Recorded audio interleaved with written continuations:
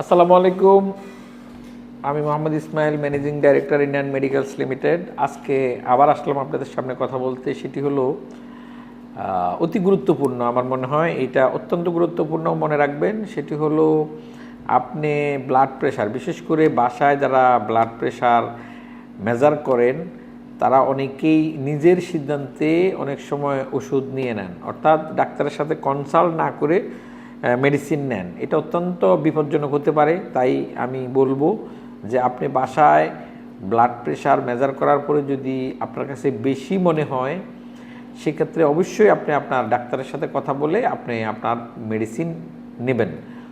নিজে নিজে কোনো অবস্থাতেই প্রেশারের ওষুধ নেবেন না।